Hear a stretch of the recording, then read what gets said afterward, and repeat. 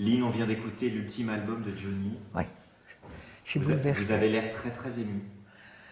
Je suis très émue, et puis je trouve ça absolument incroyable, quoi. Comment il a pu faire cet album dans l'état de santé dans lequel il était. Cette puissance vocale est absolument incroyable.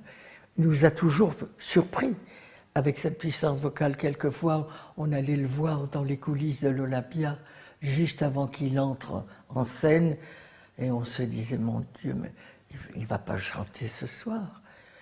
Il arrivait sur scène, c'était un géant. Où il allait chercher, c'était... Et là, quand on sait dans l'état de santé dans lequel il se trouvait, d'où vient cette puissance vocale, ce souffle, ce rythme en lui qui ne le lâche pas, ce rock en lui, quoi. C'est dans ses veines. Moi, je suis époustouflée par cet album. C'est beau de laisser ça, Johnny. C'est très, très beau. Tout y est. Le rock, bien sûr, le country and western, son rêve américain est dans cet album. Le rêve américain de Johnny. Est-ce qu'il y a des images qui vous sont revenues en écoutant cet album, là, à l'instant? J'allais me faire pleurer. Oui. Quand je regardais par là, j'avais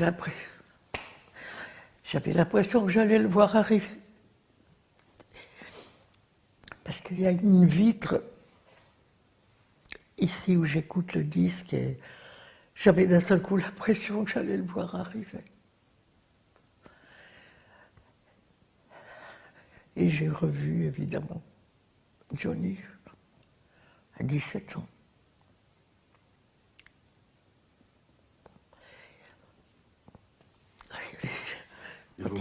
Quand il m'a dit, tu t'appelles Hallyday, pourquoi? Je suis américain. Non, je parlerai au diable. Il sait ce qu'il va lui arriver. Et donc pardonne-moi aussi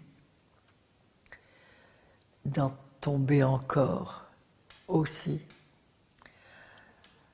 il parle de l'Amérique de William. Enfin, Johnny étale son rêve américain, mais ça on le connaissait.